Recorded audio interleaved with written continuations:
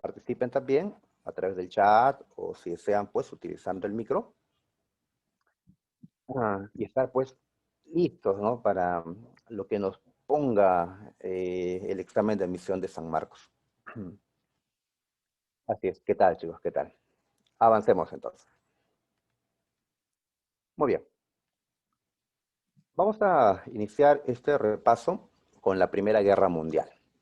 Cierto, la Primera Guerra no empezó pues en el año 1901, cuando se inicia el siglo XX, pero pues, digamos, es el primer gran evento, el primer gran proceso histórico que tenemos que repasar, la Primera Guerra. Muy bien. En esta primera pregunta, señalamos que la Primera Guerra tuvo distintas causas. Claro que sí. Cada potencia o cada país que va a intervenir, pues va a tener sus propias ambiciones, sus propios objetivos. Así es, Italia quería tal cosa, Alemania, Francia, Inglaterra, Estados Unidos, Japón, etcétera, pretendían, ¿no?, ciertos objetivos sean cumplidos en esta guerra. Entonces, lo que tenemos que hacer en esta pregunta 1 es identificar, pues, la alternativa correcta. Así es. Así que vamos a ver esa parte. A ver, nos ponen acá 4 casos. El de Serbia, Francia, el Imperio Ruso e Italia. Entonces, tenemos que recordar qué cosa buscaron, pues, cada uno de ellos. ¿Sí? ¿Qué cosa buscaron, pues?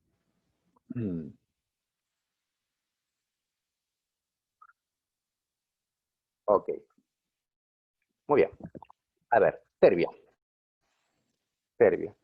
Me parece que para poder entender un poquito la cuestión serbia, tendríamos que observar un mapa.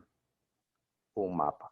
Así que vamos a buscar un mapita de Europa de tiempos, pues, de la Primera Guerra Mundial.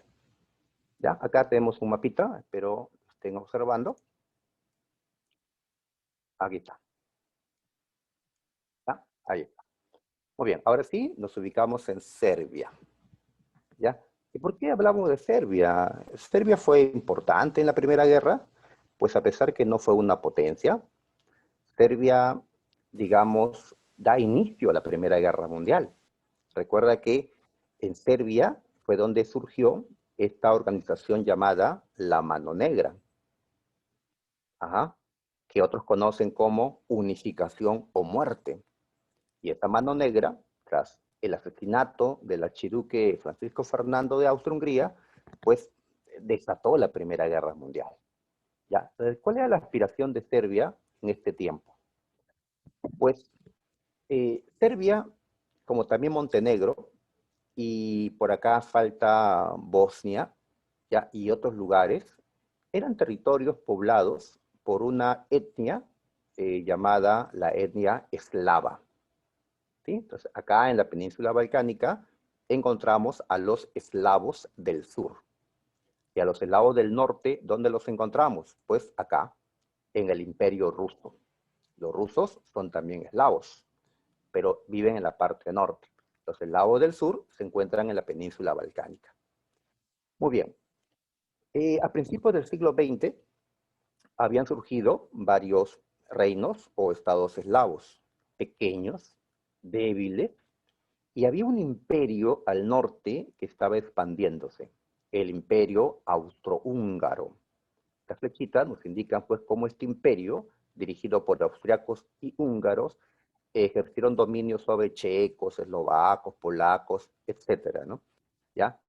También sobre eslavos que se encontraban en la península balcánica. Así es. En 1908, por ejemplo, el imperio austrohúngaro tomó el control de Bosnia-Herzegovina, ¿ya?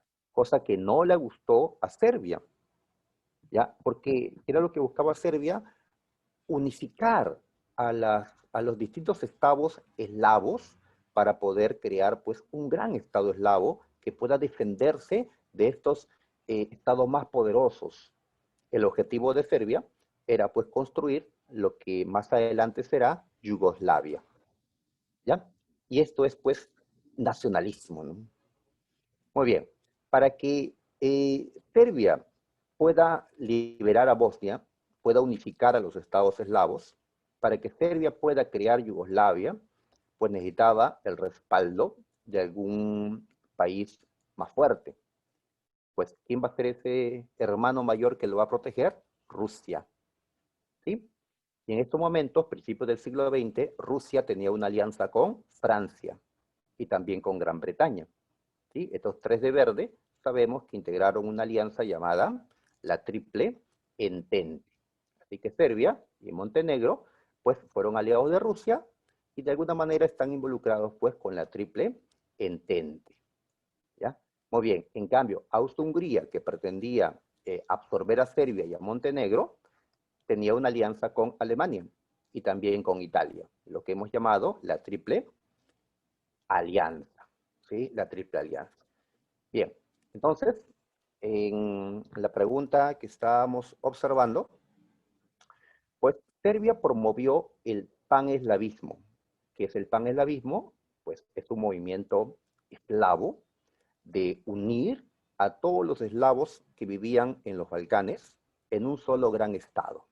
Pan significa todo. Paneslavismo significa unir a todos los eslavos del sur. Crear Yugoslavia era el objetivo de Serbia, ¿ya? Y para eso tenía que liberar a Bosnia, que había caído en 1908 bajo el poder de los austrohúngaros, de los germanos austriacos, ¿ya? Así que la A es correcto lo que se está manifestando, ¿ya? Y cuando Serbia entró a la guerra, fue para liberar a Bosnia, fue para conseguir el paneslavismo, fue para que sea derrotado el imperio austrohúngaro. Al final sabemos que Serbia cumplió su objetivo, porque Austria-Hungría va a ser derrotado en esta guerra y nació Yugoslavia luego de la Primera Guerra Mundial, que integró a Serbia, a Montenegro, a Bosnia y a otros más, ¿sí? Croacia, Eslovenia, etc. Muy bien, veamos la otra alternativa, la B. Francia buscó recuperar los territorios de Alsacia y Lorena, que estaban en poder del imperio alemán. Estaban en poder del imperio alemán. A ver, ya, aunque no está anotado, pero, a ver, observemos por aquí. En efecto, Francia tenía un territorio mayor hasta 1871. Ya, Francia tenía como una puntita, una naricita por acá. ¿Ya? Acá, en esta parte, deberían estar Alsacia y Lorena. Sin embargo, esta zona está dentro de Alemania. En estos momentos en que estalla la guerra. Para 1914, ¿quién tiene los territorios de Alsacia y Lorena? Los tiene Alemania. Claro, ¿por qué? Porque en una guerra anterior, así es, están recordando en el chat, en una guerra en 1870, Prusia ya derrotó a Francia. Y en el Tratado de Frankfurt de 1871, Francia terminó pagando su derrota, entregando los territorios de Alsacia y Lorena, territorios que contenían minas de carbón, importantes, ¿no?, para esta Alemania industrializada, ¿no? Así es. Entonces, Alsacia y Lorena pasó a manos de Alemania en 1871. Hay que recordar más atrás que en la guerra de los 30 años, que terminó en 1648, pues más bien en ese tiempo el imperio alemán de esa época, el llamado Sacro Imperio Romano Germánico, había tenido que entregar Alsacia y Lorena a Francia en 1648. Bien, ya han pasado entonces muchos años y Alsacia y Lorena pasaron a manos de Alemania. ¿Ya? Y ahora en esta Primera Guerra Mundial, ¿qué es lo que va a buscar Francia? Recuperar Alsacia y Lorena. Así es. ¿Ya? Muy bien. Tenemos entonces, este objetivo es es correcto el que nos han puesto. Francia tenía este revanchismo frente a los alemanes para recuperar dichos territorios.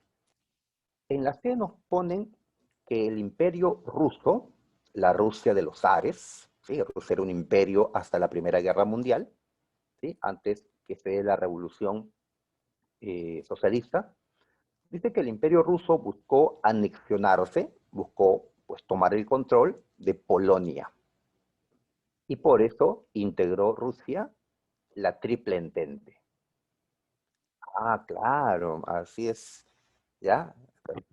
Así es, están escribiendo. A ver, entonces, para eso, volvamos al mapa, a ver qué nos informa el mapa. ¿Ya? Tal vez el mapa no está escrito todos los datos que necesitamos, pero ya los podemos comentar por aquí. A ver, ¿dónde ubicamos a Polonia nosotros? Polonia, ¿lo ubicamos? Acá, acá Polonia, ¿ya? Así es. Recuerdo que cuando hablamos la semana pasada del Congreso de Viena o del Imperio Napoleónico, habíamos ubicado a Polonia, llamado en ese tiempo el Ducado de Varsovia, ¿sí? Creado por Bonaparte, pero luego vino el Congreso de Viena y eliminó la existencia de Polonia, entregando su territorio al Imperio Ruso como premio por, pues, la victoria que todos ellos tuvieron frente al Imperio Napoleónico. Entonces, en el mapa no aparece Polonia, en efecto. Polonia no existía. Ah, pero no importa, pero el territorio está por ahí. Ya, pero justamente el territorio está en manos del Imperio Ruso. O sea que el Imperio Ruso va a hacer esta guerra para obtener algo que ya tiene. Es absurdo, ¿no? En cambio, cuando si recordamos esta parte, en la Segunda Guerra Mundial, la Rusia de ese tiempo, la Unión Soviética, sí iba a buscar, entre sus objetivos, en la Segunda Guerra Mundial, recuperar Polonia. ¿Ya? ¿Por qué decimos esto? Porque durante esta Primera Guerra Mundial, el Imperio Ruso va a perder el control de Polonia, como también de Estonia, Letonia y Lituania. ¿Sí? Recuerda que Rusia le va a ir mal en esta guerra y va a tener que entregar un extenso territorio a Alemania. Va a perder el control de lo que estamos llamando ahora Polonia. ¿Ya? Entonces, para la Segunda Guerra, Rusia va a querer recuperar Polonia y Estonia, Letonia, Lituania. Para la Primera Guerra, esta situación no se da. ¿Ya? No se da. Bien, entonces, volvemos a la pregunta. Tenemos que, pues, la respuesta será la que queda. ¿Sí? La D. A ver, no, perdón. Nos preguntaron lo incorrecto. Allá, y lo incorrecto justamente es la, la C. Ajá, la C. Muy bien. Entonces, marquen por favor la C.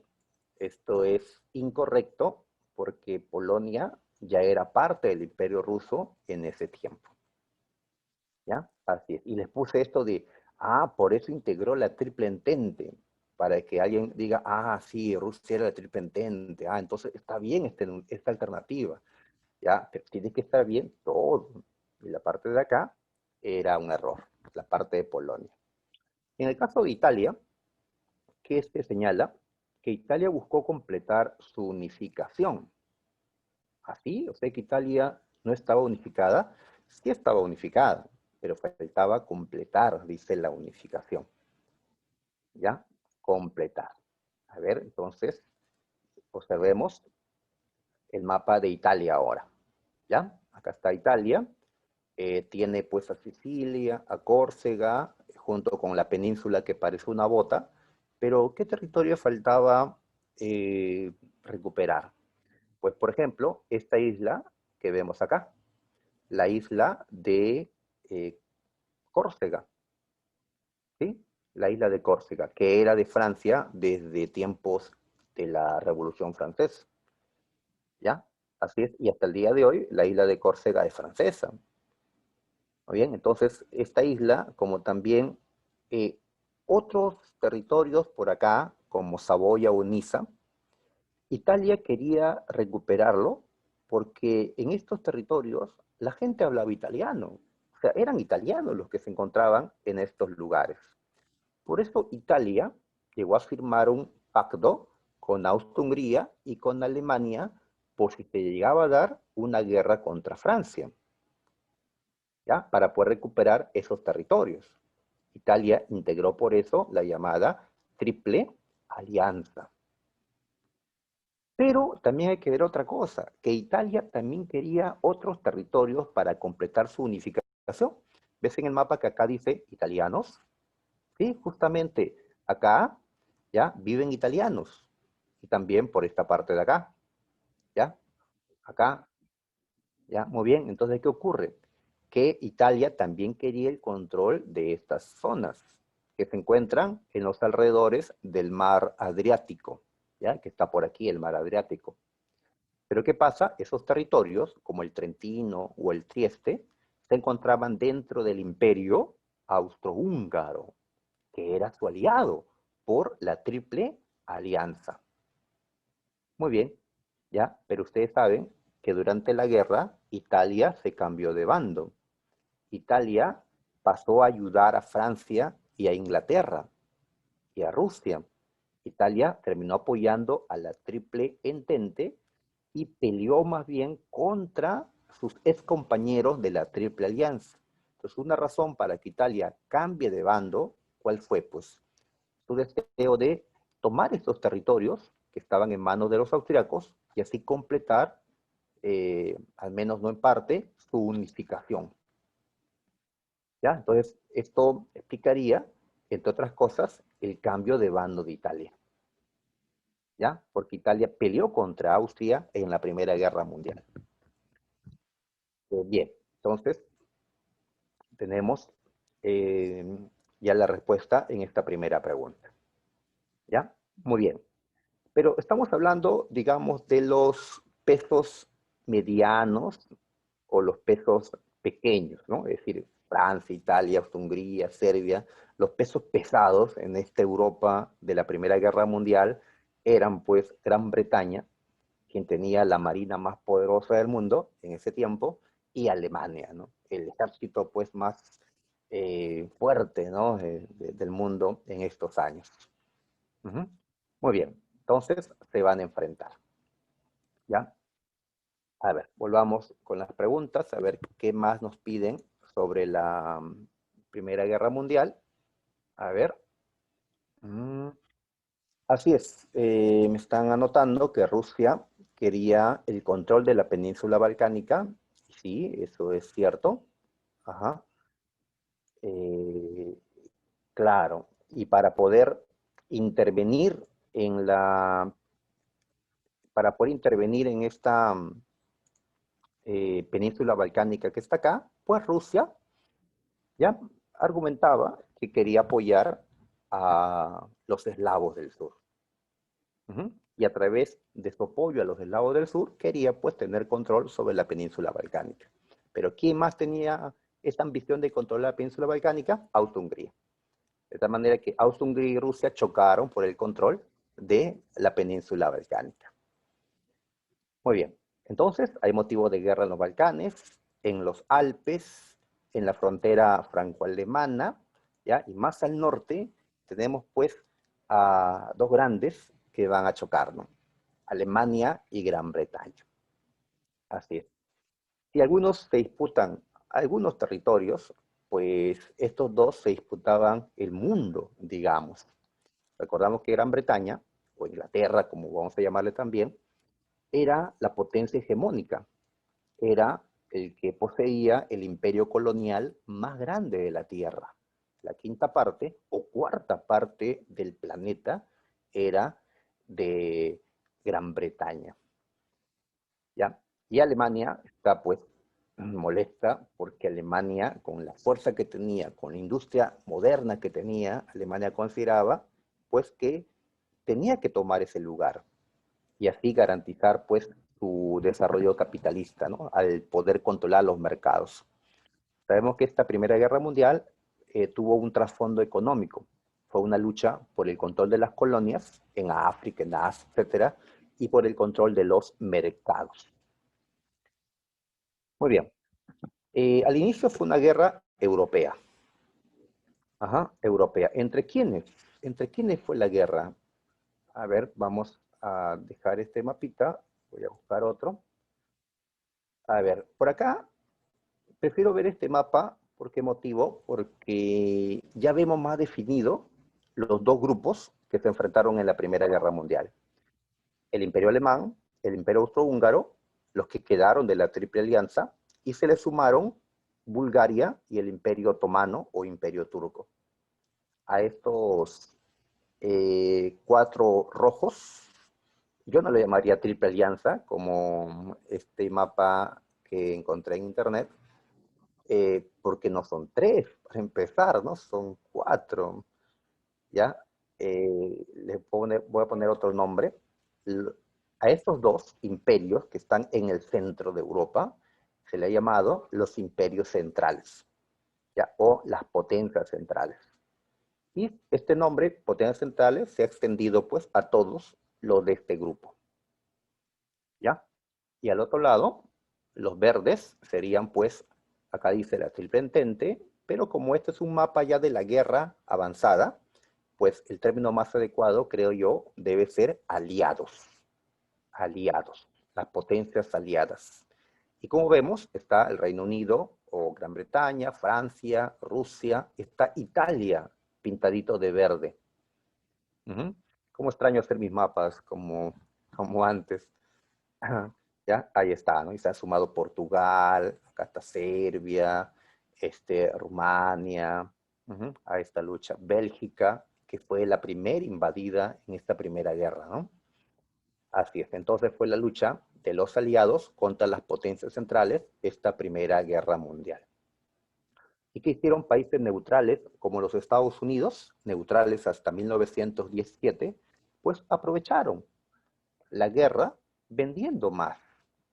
Por eso la industria y la banca, el comercio de Estados Unidos crece enormemente, convirtiéndose pues en la primera potencia económica del mundo durante esta guerra, ¿no? Sobre todo luego de la guerra.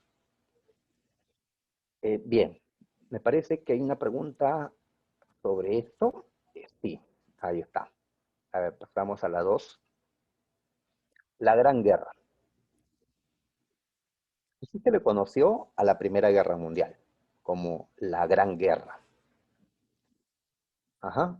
Dice, fue el primer conflicto bélico que enfrentó a las potencias del mundo. Así es, para que una guerra sea considerada mundial, tiene que enfrentar a las potencias del mundo entre sí.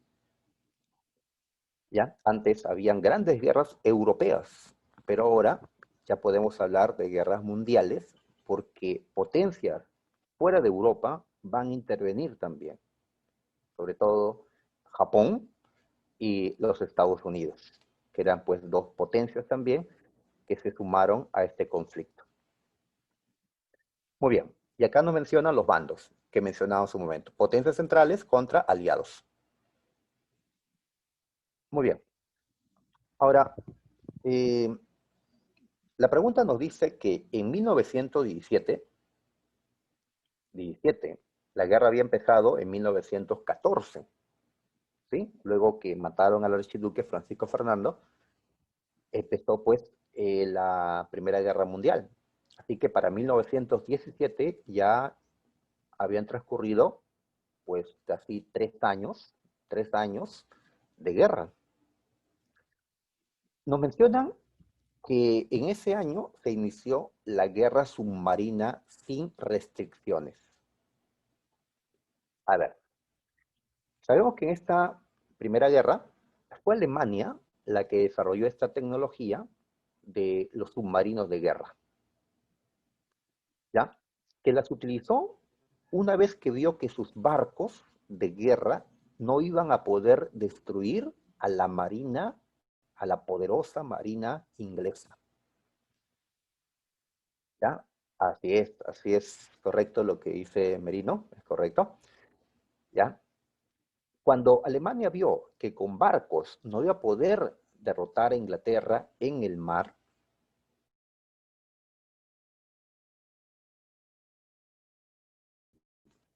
no pudo Alemania contra la Marina inglesa, optó por iniciar una guerra submarina. Es decir, guardó sus barcos de guerra y soltó a sus submarinos de guerra. Y así, la guerra en el mar ahora es entre la Marina inglesa y los submarinos alemanes, fundamentalmente. ¿Ya? Pero era una guerra submarina con restricciones. Acá dice sin. ¿Ya? Era una guerra con restricciones. Como una guerra con restricciones. Es decir, los submarinos no debían hundir a cualquier barco. No, no debían hundir barcos de países neutrales.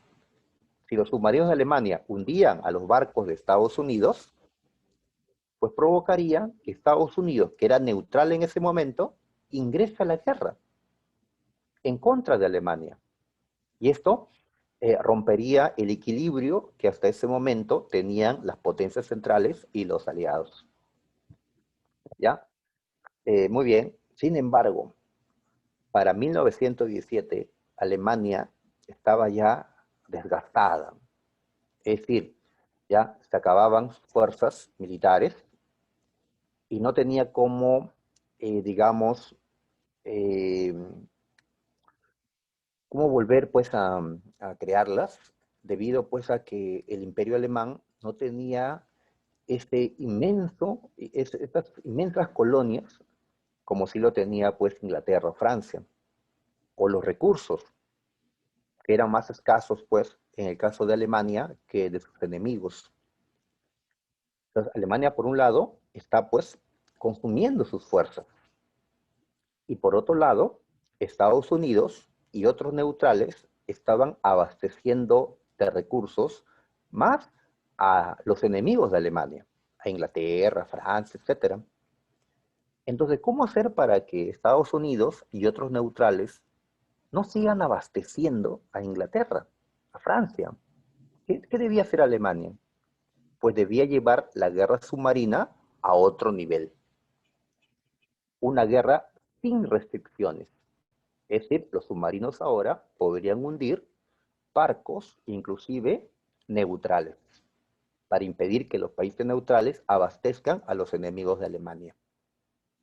Entonces, esto cambia las cosas. Ya no es una guerra submarina cualquiera, es una guerra submarina total. Muy bien, ahora, ¿a quién perjudica esta guerra submarina total? ¿A Inglaterra? ¿A Francia? Ellos ya estaban siendo atacados, sus barcos, desde, ¿no?, hace unos 2 años ya. En cambio, Estados Unidos no era atacado, porque era neutral y podía ir y vender con sus barcos, ¿no?, en Europa. Pero ahora que hay una guerra submarina sin restricciones, Estados Unidos no va a poder realizar ya estos negocios. ¿Ya? Así es, en esos años, un submarino alemán hundió a una embarcación de comercio norteamericano, el Vigilantia. Entonces, era cierto, Alemania ya está haciendo una guerra submarina sin restricciones. Hasta el Orton, barco peruano, también fue hundido en ese tiempo, ¿no? Y Perú no estaba en la guerra, ¿no? Y por otro lado menciona la 2, el telegrama Zimmermann. Esto fue un telegrama que envió Alemania, que intentó enviar a Alemania a México. ¿Alemania a México? ¿Qué tiene que ver México acá? Pues sabemos que México había sido víctima del expansionismo de Estados Unidos. En 1848, México perdió la mitad de su territorio frente a los Estados Unidos. México no tenía la fuerza para recuperarlos, pero Alemania le intenta mandar un telegrama y decirle, yo te apoyo, yo te ayudo a que recuperes tus territorios. La intención de Alemania era que México, ¿ya?, eh, inicie una guerra con Estados Unidos para que lo tenga ocupado, y así Estados Unidos no podrá entrar a la guerra en Europa, ya que Alemania sabía que con esta guerra submarina total, Estados Unidos iba a entrar, ¿sí? Porque su comercio se vio perjudicado. Entonces, el telegrama fue interceptado por los ingleses y fue enviado a los norteamericanos. quienes leyeron el contenido y dijeron, pues, Alemania quiere provocar una guerra con México. Bueno, de esta manera tenía un pretexto Estados Unidos para poder declararle la guerra a Alemania. ¿Ya? Muy bien. Entonces, ¿qué consecuencias trajo esto? Vamos a marcar. La respuesta es, por lo tanto, sería la A. El ingreso de los Estados Unidos de América, disculpen, la A de América en minúscula, el ingreso de Estados Unidos a la guerra. Así es, Estados Unidos entró en 1917, ¿sí? En la última parte de la guerra. Así es. ¿Cuál fue la causa? La guerra submarina sin restricciones que perjudicó su comercio. ¿Y cuáles fueron sus pretextos? El telegrama Zimmermann y el hundimiento de Lusitania. Así es, este barco inglés que fue hundido por un submarino alemán en 1915, pero en cuya tripulación figuraban más de 100 estadounidenses. Así que la muerte de esta gente en el Lusitania fue un pretexto también para que Estados Unidos ingrese a esa contienda. Muy bien, el ingreso de Estados Unidos rompe el equilibrio y sabemos pues que ahora los aliados que tienen a Estados Unidos entre sus filas tienen pues ahora más posibilidades de ganar. Y así va a ocurrir. Así ocurrió. ¿Ya? Ajá. Así es. Puse acá en la B el hundimiento de Lusitania para que la marquen. Espero que no hayan caído en mi trampita. Ya que el hundimiento de Lusitania de 1915 no provocó que Estados Unidos entre a la guerra. Estados Unidos entró recién en el 17. No hubo declaratoria de guerra después de Lusitania. Por eso consideramos que es un pretexto. O sea, 2 años después te acuerdas, sí, me mataron a mi gente. Pretexto, ¿ya? Ok. Lo de Italia había ocurrido también antes. 1915, Italia se había pasado al lado de los aliados. Muy bien. Y así la guerra avanzó. La guerra termina en 1918. Me refiero a las batallas, ¿no? Al choque armado, porque el Tratado de Paz, el Tratado de Versalles, se firma recién en 1919 y ese pues es el que pone fin diplomáticamente a la guerra. A ver, ¿qué nos dicen? En 1918 dice, este año fue un año complicado, un año crítico, pues se sumaron una serie de factores que incrementaron la mortalidad. ¿Ya? Entonces ese año fue de un montón de muertos, dice. ¿Por qué? ¿Por qué tantos muertos en 1918 en Europa y podríamos decir pues en el mundo, ¿no? ¿Ya? No nos coloca solo en un país o en un continente. La pregunta es pues de alcance mundial al parecer. A ver, 1918, ¿todavía se estaba dando la Primera Guerra Mundial? Sí, todavía se están matando los alemanes contra los franceses, ingleses, los austriacos se matan con los italianos, ¿no? Así es, hay guerra en Europa, guerra, ¿no? Además, Estados Unidos ya está en la guerra en 1918, también están muriendo norteamericanos en el continente europeo, ¿no? Fueron a pelear allá, ¿ya? A ver, me están preguntando por interno qué es el armisticio se escribe Compiègne, ¿ya? Lo habrán leído, Compiègne. Oye, este armisticio es la rendición que Alemania va a hacer en 1918 cuando vea ya pues que esta guerra no le iba a ganar. Ya fue la rendición de Alemania en la Primera Guerra Mundial, el armisticio o capitulación de Compiègne. La de 1918, porque hay otro armisticio de Compiègne en 1940, cuando Francia es la que se rinde, y se rinde porque Alemania, con Hitler a la cabeza, había ya aplastado al ejército francés, pero en la Segunda Guerra. Así que cuando preguntamos por el armisticio de Compiègne, al menos yo suelo ponerle la fecha, ¿sí? O 1918 o 1940, para que sepamos si se refiere a la Primera o a la Segunda Guerra Mundial. Igual hacemos con el Tratado de Versalles. Bueno, acá como es siglo XX no lo he puesto, pero en otra pregunta le especifico, Tratado de Versalles de 1919, para saber que se trata de la Primera Guerra Mundial, ya que hay otro tratado de Versalles, así es, señorita Mari, en 1783, claro, que es el que pone fin a la Guerra de Independencia de los Estados Unidos, de las 13 colonias. Correcto. Entonces, en el año 18 hay guerras. Todavía se está dando la Primera Guerra Mundial. Así que es un año de muertos por la Primera Guerra. Pero no solo por la Primera Guerra. A ver, dice la Guerra Civil Rusa. A ver, recordemos, a ver.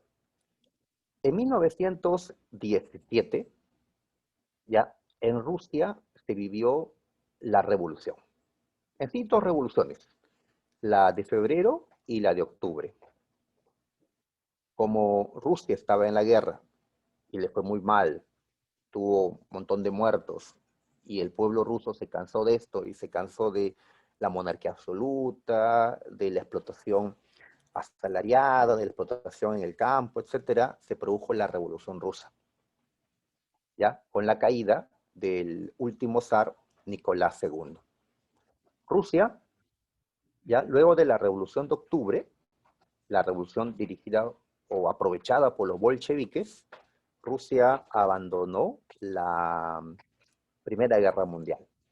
¿Sí? En 1918, para esta fecha, Rusia firmó con Alemania, con quien estaba peleando hasta ese momento, firmó el tratado Brest-Litovsk, la paz entre Rusia y Alemania en la Primera Guerra. ¿Ya? Ya después Alemania sería derrotada y se rendiría, pero antes de eso había firmado una paz con Rusia.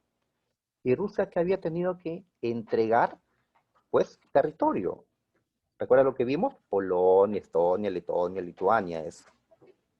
Ahora, pero Rusia se salía de una guerra, la guerra mundial, pero entraba a otra guerra en 1918. La guerra civil rusa. Una guerra civil. ¿Por qué? Porque, a ver, se habían tumbado a un régimen zarista, a una monarquía que había existido siglos. Había gente, obviamente, que va a resistirse a esto. Así que dentro de Rusia va a formarse un bando llamado el de los blancos, el ejército blanco, que era el bando que buscó restaurar el zarismo, restaurar, ¿sí? El imperio de los zares que había caído con la revolución. Y otro bando, conocido como los rojos, o el ejército rojo, dirigido por los bolcheviques, que buscó pues derrotar a los blancos y así asegurarse el poder, ¿no? ¿Ya? Entonces, en 1918 Rusia está en guerra. Ah, pero habrán muerto pues 5.000 personas, ¿no? Murieron acá, ¿no? Ya cientos de miles o superando el millón. Así que un montón de rusos murieron por la guerra mundial y por la guerra civil, sumándose las dos cosas, ¿no? Ah, pero como estamos en pandemia, muchachos, ¿ya? Tal vez pregunte, tal vez alguien busque algo de pandemia, pues tenemos la gripe española, ¿no? Que en 1918 se inició y en corto tiempo mató pues millones también, tanto como la peste negra, pero la peste negra fue pues durante muchos años. La gripe española en este 1918 mató un montón, ¿sí? Y algunos dicen que como se extendió esta gripe española y hubieron tantos muertos por esta enfermedad, pues fue una razón de por qué los países combatientes optaron por poner fin a la guerra, ¿no? ¿Ya? Por lo tanto, si nos están hablando de mortalidad, pues los tres corresponden al año 18 y los tres incrementaron la cantidad de muertos pues en el mundo, ¿no? Voy a considerar por eso, ¿ya? La D, ¿ya? Voy a considerar la D. Todas, todas. ¿Ya? Sí, quise destacar la gripe española porque dicen que es la más terrible de la historia, ¿no? La pandemia más mortal de la historia. Nuestro, nuestro, eh, nuestra pandemia, pues, menos mal, ¿no? No es tanto, pero también tenemos más medios para enfrentarlo en nuestro tiempo. Bien, la 4. A ver, la pregunta 4 ya lo estábamos viendo, se refiere a la Revolución Rusa. ¿Ya? A ver, recordemos que Rusia vivió dos revoluciones, la de febrero, que fue aprovechada por los mencheviques, que eran moderados. ¿Cómo es eso? Es decir, ellos querían construir ya un Estado socialista, pero poco a poco, más adelante. Por ahora, creían, era necesario que se desarrolle primero el capitalismo, que se desarrolle un Estado burgués, y después de eso, recién el socialismo, ¿ya? Por eso moderados. En cambio, los bolcheviques eran otro partido socialista, pero radical. ¿En qué sentido radical? Que ellos querían instaurar ya un Estado socialista y no esperar a que el capitalismo se desarrolle. El capitalismo no estaba desarrollado, se estaba desarrollando, pero Rusia era todavía en gran parte feudal. Era necesario liquidar el feudalismo, desarrollar el capitalismo y después del socialismo para los mencheviques. Para los bolcheviques podíamos dar un salto e instaurar pues ya un régimen socialista. Entonces en febrero los mencheviques aprovechan la situación, que el pueblo se levantó contra el zar y llegan a tener poder. En febrero cayó el zar Nicolás II y así se estableció un gobierno provisional con el príncipe Lvov y luego con Kerensky. ¿Ya? Muy bien. ¿Y el pueblo que demandaba al nuevo gobierno, al provisional? El fin de la guerra, es decir, la retirada de la Primera Guerra Mundial, cosa que el gobierno de los mencheviques y la burguesía aliada no lo hizo. Por eso se dio una nueva revolución, la de octubre, ¿ya? Donde el pueblo, organizado en los soviets, en estos comités populares, se levantó. Cayó Kerensky, cayeron los mencheviques y los bolcheviques aprovecharon para tomar el control de la situación. ¿Y quién era el líder de los bolcheviques? Lenin, por supuesto. Entonces, acá en la 4 tenemos un texto, ¿ya? De el autor de este libro, Rusia 1917, La venganza de los siervos. Esto lo saqué de la presa San Marcos, habían puesto lo mismo, lo he sacado. Bueno, también busqué, ¿no?, la publicación del autor, donde dice que Lenin habría dicho lo siguiente: me parece que esta guerra nos va a venir muy bien. ¿A qué guerra se refiere? La Primera Guerra Mundial, ¿no? La Primera Guerra. ¿Por qué? Porque cuando hay crisis, y Rusia vivió una terrible crisis durante la guerra, fracaso tras fracaso, con un gobierno pues que hacía malas cosas en la guerra, la crisis interna de Rusia se agudizó por la Primera Guerra Mundial. Y esto fue aprovechado por los revolucionarios. Durante la crisis es más posible que se dé la revolución. Así que hay que agudizar la crisis para que se dé. Muy bien. Entonces, de esa manera se produjo la revolución por la crisis que dejaba la Primera Guerra Mundial. Pero el autor señala que hay más claves para entender esto. Dice que luego, cuando los bolcheviques llegaron al poder, empezó una guerra civil, la guerra civil rusa. Y los bolcheviques tenían que enfrentar, ellos eran los rojos, pues hasta ahora, a los socialistas o comunistas, como los bolcheviques le llaman los rojos. Eh, Dice que tenían ventajas frente a los blancos, que era el bando que quería restaurar el zarismo. Estos blancos, dice, no eran muchos y estaban mal organizados, lo cual facilitó a que los bolcheviques ganar la guerra civil. Y dice también que los que podían oponerse también a los bolcheviques eran los mencheviques y también los socialrevolucionarios, que eran pues otro grupo más vinculado a ideas anarquistas, ideas que se difundieron entre los campesinos. ¿Ya?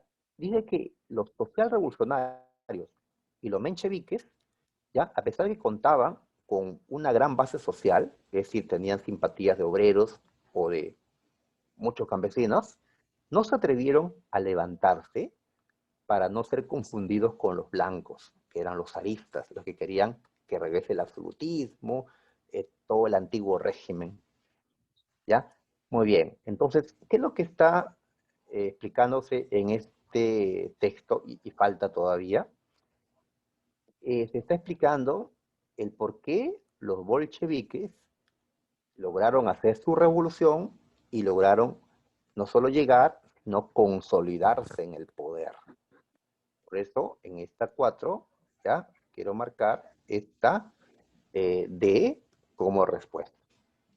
Las razones que permitieron que los bolcheviques asciendan y se consoliden en el poder.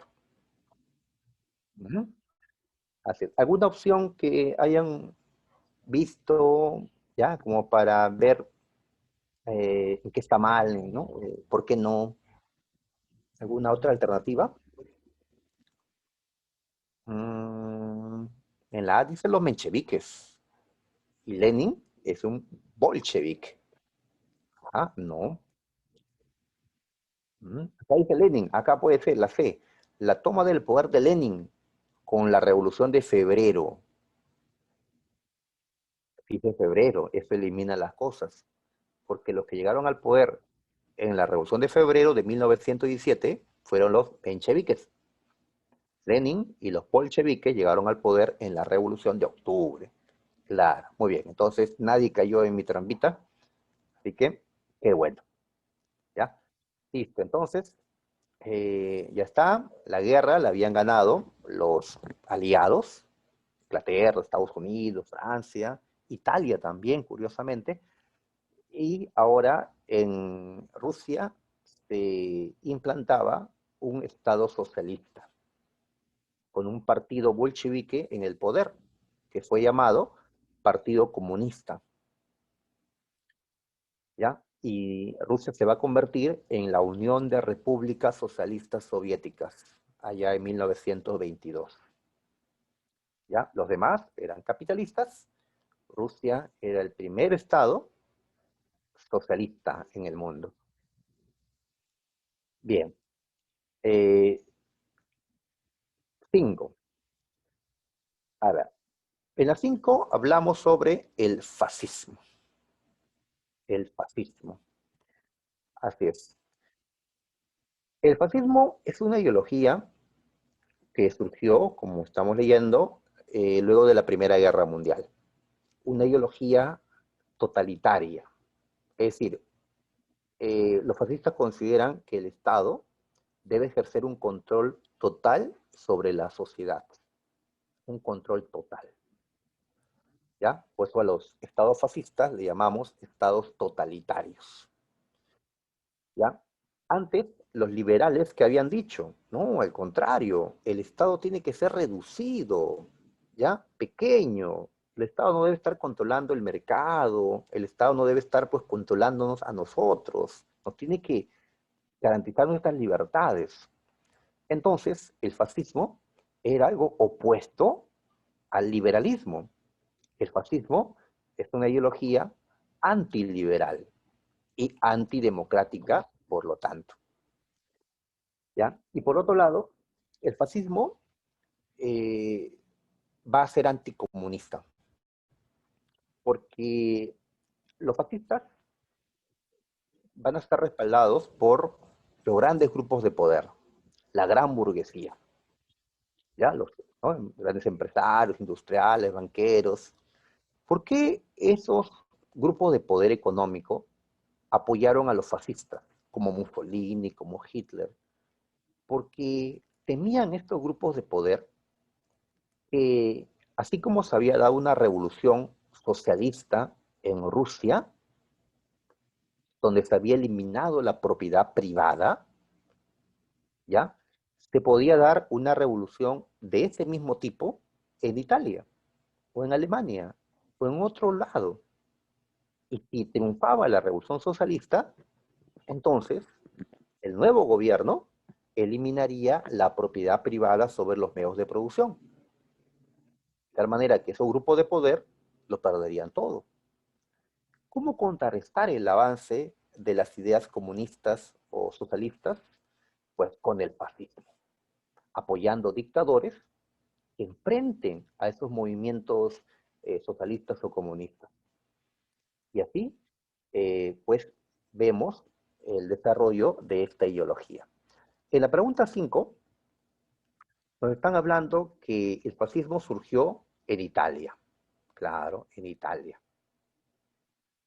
¿Ya? Con Benito Mussolini, su ideólogo. Y la pregunta es, una causa que permitió el surgimiento del fascismo en Italia. ¿Ya? A ver, me están contestando la A. La A. Mm, sí, es la A, así es, vamos a marcar la A. ¿Ya? ¿Correcto? Eh, a ver, ¿por qué la A? A ver. Recordemos que Italia hasta se cambió de bando en la Primera Guerra Mundial. ¿Para qué? Para conseguir territorios, ¿sí? Para completar su unificación. Correcto. A ver, veamos un ratito a Italia, ¿ya? A ver, estábamos viendo este mapa, creo. No, este mapa no ha cambiado, es el mismo mapa de la guerra. A ver, busquemos otro mapa. Este de acá. A ver, ¿qué vemos ahora en este mapita? A ver, si vemos a Italia, ¿qué ha cambiado con Italia? Por acá lo han destacado. A ver, ¿qué dice? Y este territorio que está en anaranjado, puedes ver, esta parte de acá, ¿ya? Ha sido incorporado a Italia. Claro, porque el imperio austrohúngaro fue derrotado, entonces el territorio austrohúngaro fue dividido, ¿no? Por acá está Checoslovaquia, Austria por un lado, Hungría por otro. Le entregaron los territorios de Croacia, Eslovenia, Bosnia, le entregaron a Serbia, a Montenegro, y se unieron y crearon Yugoslavia. ¿Ya? Muy bien. Entonces, Italia dio un paso para completar su unificación al tomar el Trentino, el Trieste, pero Italia creyó que esto no era suficiente, porque Italia esperaba más territorio acá en las costas del mar Adriático, ¿ya? Pero estos territorios se lo dieron a Yugoslavia, ¿ya? Además, Italia vio que eh, el Reino Unido y Francia se repartían, ¿ya? Las extensas colonias que Alemania tenía en el África, ¿ya? Y de esas extensas colonias a Italia no le dieron nada.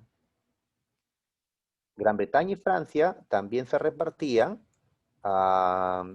los extensos territorios en cercano oriente que le quitaron al imperio turco. Imperio ahora reducido a Turquía, una república más pequeña, ¿no? Que hasta ahora existe. ¿Ya? Y a Italia no le dieron nada de esos territorios que le quitaron a los turcos. Entonces Italia, al recibir solo esto, ¿qué sintió? Que le dieron migajas y que ellos se comieron, pues, ¿no? La torta enorme, ¿no? Ya, ahí está, ¿no? Ahora, Italia en ese tiempo era una monarquía constitucional. Tenía un rey, un parlamento, ¿sí? Un sistema parlamentarista, un régimen democrático, podríamos decir. Pero a la hora que Italia negoció el reparto de los territorios que hemos mencionado, sacó una pequeña tajada nomás. ¿Ya? Entonces los fascistas, como Benito Mussolini, ¿qué van a plantear? O sea, murieron más de 500.000 de italianos. Italia está arruinada económicamente luego de esta guerra. Estamos mal y nos dan migajas, ¿ya? En cambio ellos, pues comen toda la torta, ¿ya? Entonces le echaron la culpa, en parte, a su gobierno, ¿ya?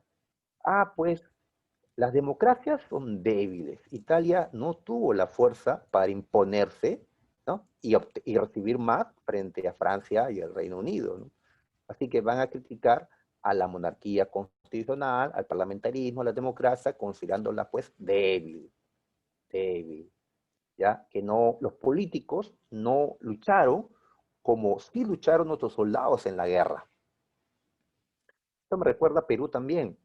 ¿Recuerdas cuando ganamos a Ecuador en 1941? Ganamos la guerra, claramente. Pero cuando en el 42 se firmó el protocolo de Río de Janeiro, ¿qué pasó? ¿Ya? Eh, terminamos cediendo territorio a Ecuador, ¿ya? Entonces, donde los militares ganaron, los políticos la malograron, dirán pues algunos.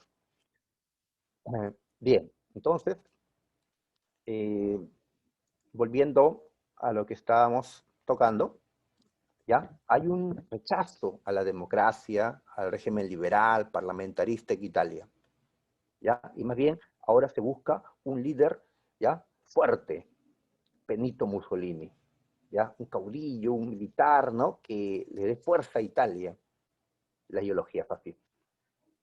Me preguntan por si pues perdimos territorio con Ecuador, ¿no? Y ganamos la guerra. Imagínate si hubiéramos perdido la guerra de 1941. A ver, ¿por qué no la ve allá? A ver, eh, por una cuestión cronológica. A ver, Benito Mussolini, desde que acabó la guerra, ya tenía estas ideas y formó su partido fascista. En 1922, 22, mira, 22, antes de esto, Mussolini tenía tantos seguidores ya que dio un golpe de Estado, la llamada Marcha a Roma, y tomó el control. ¿Sí? Logró que el rey lo nombre, pues, primer ministro, y ahora él dirige Italia. Italia se volvió fascista en 1922, con Mussolini en el poder. Bien, en la B nos hablan de una crisis económica, el crack del 29. O sea, algo que ocurrió recién desde 1929. Pero Italia ya era fascista desde mucho antes. Ya Mussolini estaba en el poder desde el año 20. Entonces, el crash del 29 no puede ser una causa para que Italia se vuelva recién fascista. No. Más bien, si preguntáramos ya una causa para que Alemania se vuelva fascista, allí sí contestaríamos la B. Porque cuando recién Alemania se volvió fascista, podemos decir 1933, año en el cual Adolf Hitler llega a ocupar, ¿no?, el gobierno de Alemania, ¿sí?, al ser nombrado canciller, ¿ya? El fascismo alemán, llamado nazismo, llega, ¿no?, a lo más alto en 1933, a partir de esa fecha. Una causa fue la terrible crisis que golpeaba a Alemania, una crisis que empezó en 1900, o que se agudizó mejor en 1929, con el crack. ¿Ya? Pero en el caso de Italia, esto fue anterior, ¿sí? Fue anterior. Muy bien, igual a duras condenas, esto más bien es para Alemania, no para Italia. Italia no fue condenado en el Tratado de Versalles, Italia está en el bando ganador. El problema de Italia es que el premio que recibió fue muy poco, según lo plantearon los fascistas. Al menos le dieron algo, ¿no? En el protocolo de Janeiro, nosotros nos quitaron. Ya, pasemos a ver. Pregunta 6. A ver, 1929 entonces empezó la Gran Depresión. Es decir, un periodo en que la economía mundial decayó considerablemente. ¿Sí? Una recesión golpeó al mundo en los años 30. Y esto se inició en 1929 en los Estados Unidos de América. ¿Sí? Al inicio de esta gran crisis le llamamos el crack del 29. Muy bien, entonces nos explican, los bancos quebraron, cerraron las fábricas, así es, ¿no? Votaron a los trabajadores, terrible los años 30, ¿no? Terrible. Ya, ¿qué es lo que tenemos que ver acá? Las causas de la Gran Depresión. ¿Ya? Ah, pero hay que leer bien, ¿ah? No la causa de por qué Estados Unidos entró en la crisis, sino la causa de por qué la crisis se hizo mundial. No es lo mismo, no es lo mismo, ¿sí? A ver, si nos preguntaran entonces por la causa del crack del 29 en los Estados Unidos, ¿qué podemos contestar? La A, ¿ya?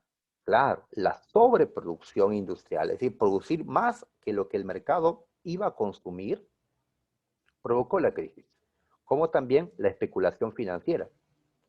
Es decir, que la gente abusó de la compra de acciones en la bolsa de valores de Wall Street por la especulación.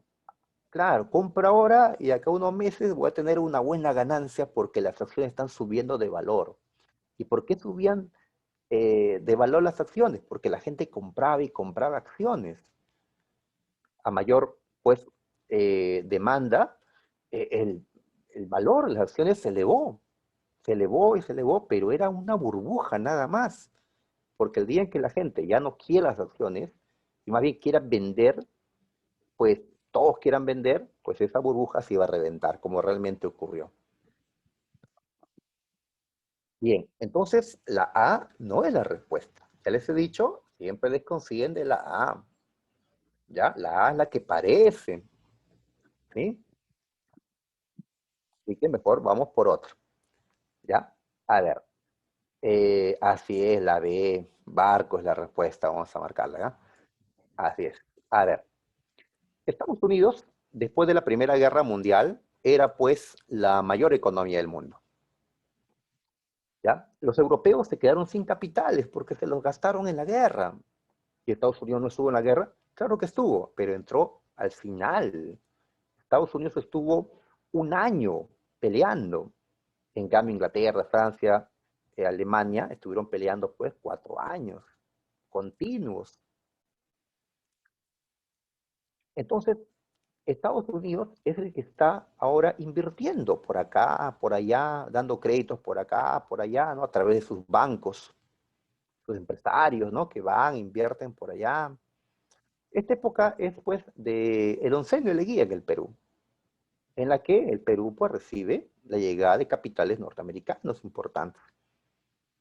Muy bien, pero ante la crisis, ¿qué pasó con esos capitales? Los capitales abandonan, ¿no? Los territorios donde se encontraban y van a ser repatriados, pues, a Estados Unidos, ¿ya? Entonces, cuando se retiran los capitales norteamericanos, que estaban en Europa, en Latinoamérica, etcétera, pues la crisis se hace mundial, se hace mundial. Claro. ¿Recuerdas en el Perú? Leguía, que era nuestro dictador en ese momento, era un dictador, pero hacía obras, ya que se prestaba y se prestaba a Estados Unidos y había para financiar obras públicas y dar trabajo a los peruanos. Pero cuando Estados Unidos entró en crisis, ya no va a dar los préstamos, ¿sí? Capitales invertidos van a retirarse, ya no va a haber pues esas exportaciones de Estados Unidos como antes, y así se quebró la economía del oncenio de la guía y se cayó el oncenio. Um,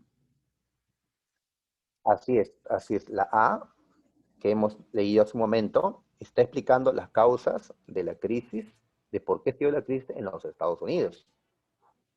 En Estados Unidos es donde se abusaron de la compra de acciones, en Estados Unidos es donde se produjo en exceso, así es. pero ¿por qué luego esto se hace mundial? Es lo que estamos viendo y contestando la B. ¿Ya? Contestando la B. Así es. Si la crisis estaba en Perú, ya, pero como Perú no tiene pues grandes capitales invertidos en el mundo, entonces la crisis no sería mundial, pues.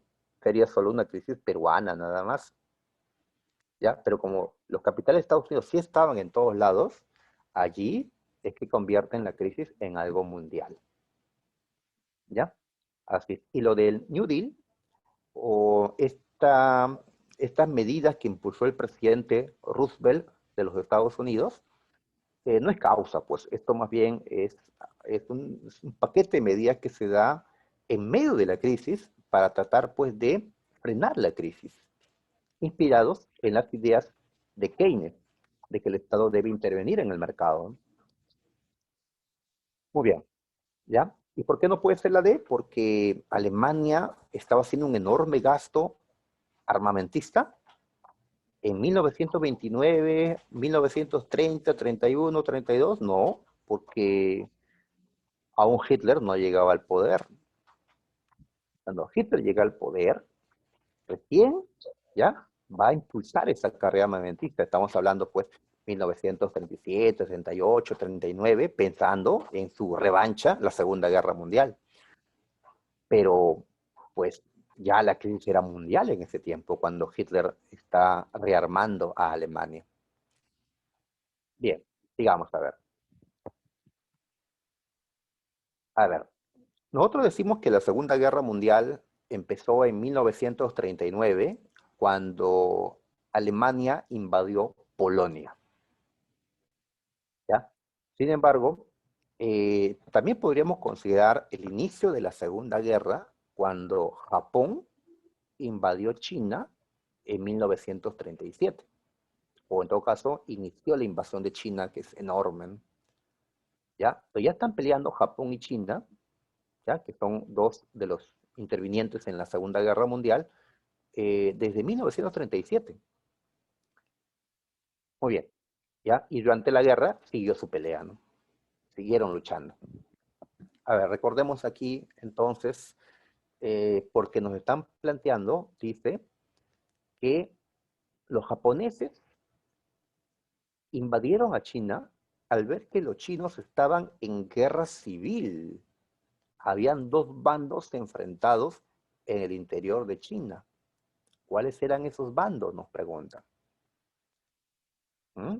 A ver, recordamos, 1911, China era todavía un imperio, el imperio manchú, ¿ya? Un imperio feudal, un imperio, pues, de antiguo régimen todavía, y surgió un movimiento nacionalista llamado la Kuomintang, ¿sí? De Sun Yat-sen. Este movimiento nacionalista, ese partido nacionalista, podríamos llamarle, llevó con éxito la Revolución China de 1911 y logró la caída del Imperio Manchú. China se volvió una república y ya no un imperio, ¿no? ¿Ya? Y esta nueva China va a tender a construir un régimen más liberal, más capitalista, más burgués. ¿Ya? Muy bien. Entonces China era una república dirigido por un partido nacionalista en ese momento. ¿Ya? Pero surgió el Partido Comunista Chino de Mao Zedong, ajá, influenciado por la Revolución Rusa. ¿Ya? Entonces aparece el Partido Comunista en China. ¿Y qué pretende? Una nueva revolución para hacer de la República China una república socialista o comunista, con propiedad, ¿no? Social y no privada, ¿no? ¿Ya? Entonces el Partido Comunista se enfrentó al Partido Nacionalista en la guerra civil. ¿Ya? Mao Zedong se enfrentó al presidente Chiang Kai-shek, que sucedió a Sun Yat-sen. Entonces, ¿cuáles son los dos bandos que se enfrentaban en la guerra civil en ese momento? Pues era el bando nacionalista, que tenía el poder, y el bando comunista, que pretendía el poder en esos momentos, con Mao Zedong. ¿Ya? Pues viendo esta situación, los chinos los japoneses entran a China. ¿Y qué tuvieron que hacer los dos partidos? ¿Qué tuvieron que hacer Mao y Chiang ante la invasión extranjera? Tuvieron que darse una tregua para juntos expulsar al invasor japonés. Japón era un imperio con características fascistas en ese tiempo, aliado a Alemania y a Italia, que se habían vuelto fascistas también, ¿no? Muy bien, la guerra civil. Después de la Segunda Guerra Mundial, la lucha entre comunistas y nacionalistas vuelve porque Japón fue derrotado, sabemos, en la Segunda Guerra. ¿Ya? Y en esta Segunda Guerra Civil, digamos, los comunistas de Mao Zedong lograron en 1949 derrotar a los nacionalistas, a Chiang Kai-shek, quien huyó a la isla Formosa y fundó lo que un tiempo se llamó la China nacionalista.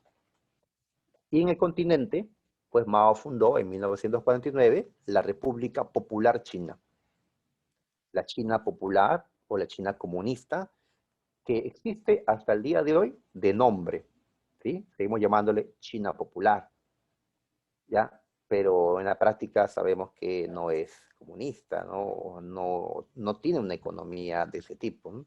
Es un país capitalista, ya que predomina lo económico.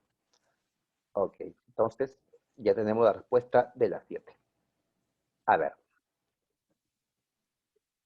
en, ya en la 8, una caricatura para entretenernos, a ver si podemos entender lo que acá se menciona. A ver, dice que es una caricatura publicada en 1939. Bueno, si es una caricatura de Hitler y de Mussolini, lo habrán hecho sus enemigos. Y los franceses hicieron esta caricatura. 1939, ¿ah? En historia siempre hay que ver la fecha, ¿sí? Y más o menos contextualizar, ya, en este año va a empezar o empieza la Segunda Guerra Mundial, ¿sí? 1939. Vemos a Hitler, lo reconocemos por su bigote, ¿no? Por la esvástica que lleva en el brazo, ¿no? Y tenemos a Mussolini. Bueno, ¿no? Calvito, gordito, ya no, está escrito acá debajo, ¿no? ¿Qué le dice Hitler a Mussolini?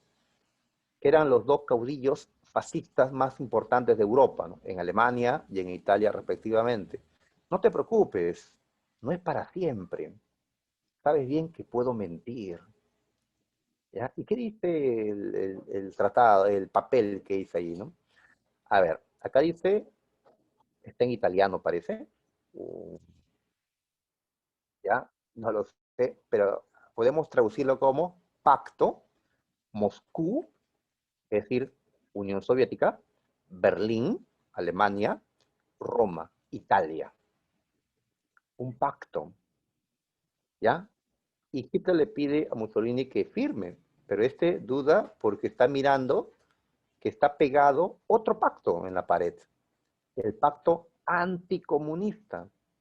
Dice Berlín, Roma, Tokio, ¿ya? Un pacto de 3 estados fascistas, Alemania, Italia y Japón. Anticomunista.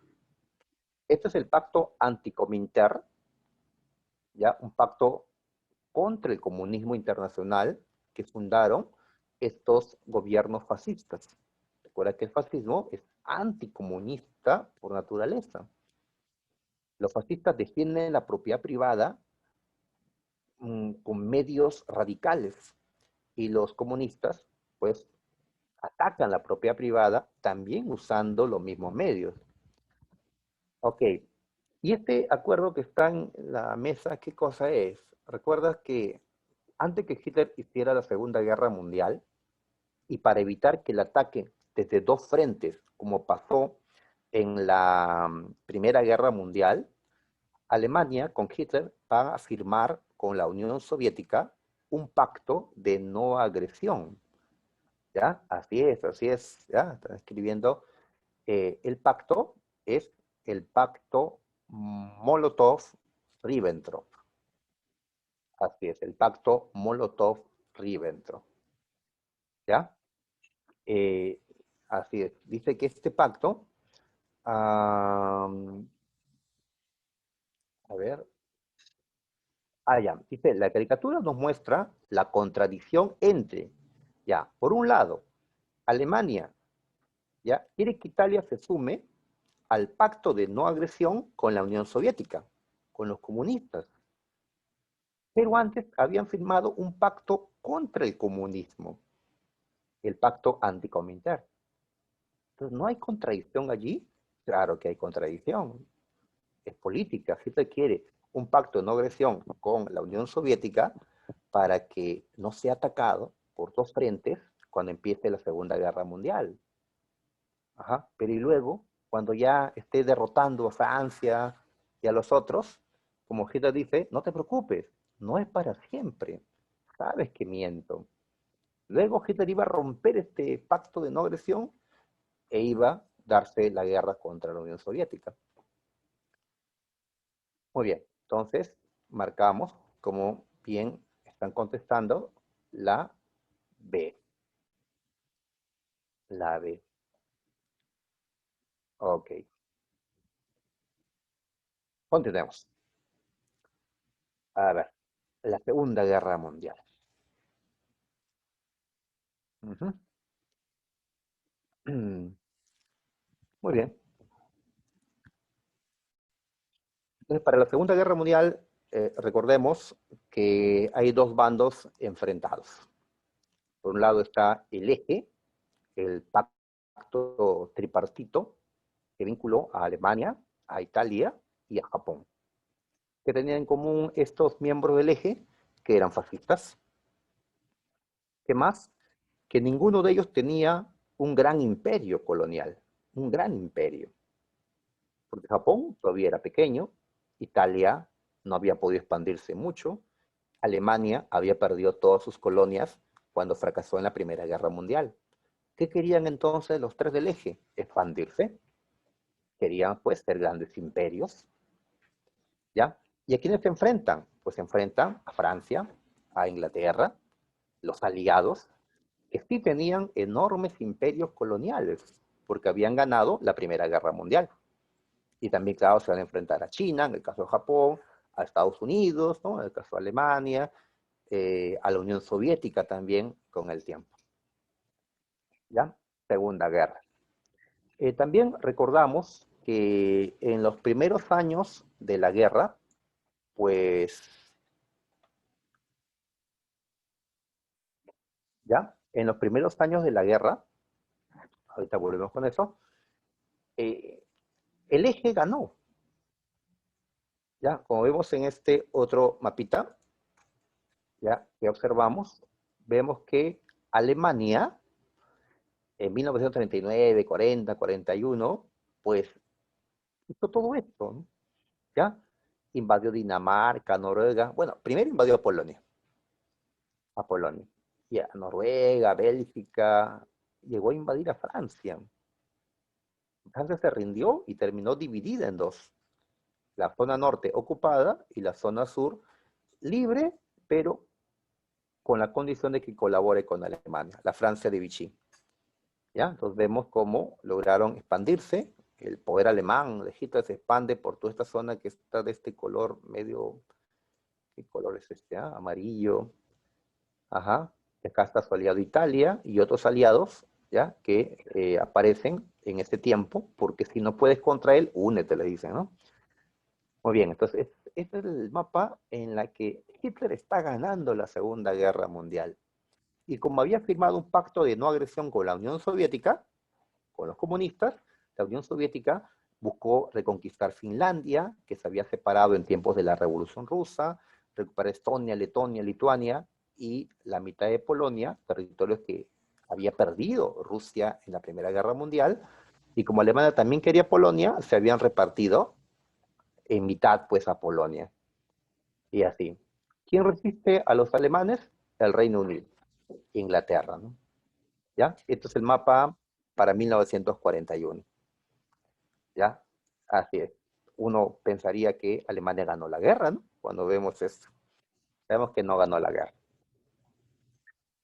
Y no ganó la guerra porque, a ver, por un lado, antes que Alemania derrote al Reino Unido, en esta lucha aérea que tenían ambos, Alemania hizo la Operación Barbarroja.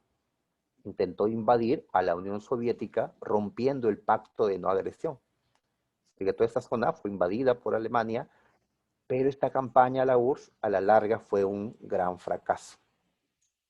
Ustedes saben, en la Unión Soviética, Hitler encontró pues sus primeras grandes derrotas militares, destacando la batalla de Stalingrado.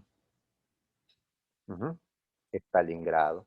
Y otro error es que el aliado, Japón, pues ya atacó a Estados Unidos en Pearl Harbor en 1941. Y Estados Unidos entró a la guerra luego de Pearl Harbor. Estados Unidos se unió al Reino Unido y a la Unión Soviética. Los tres atacados por las potencias del eje se unieron y formaron el bando aliado, URSS, Estados Unidos y al Reino Unido. Y a la larga derrotarán pues al eje, Alemania, Italia y Japón.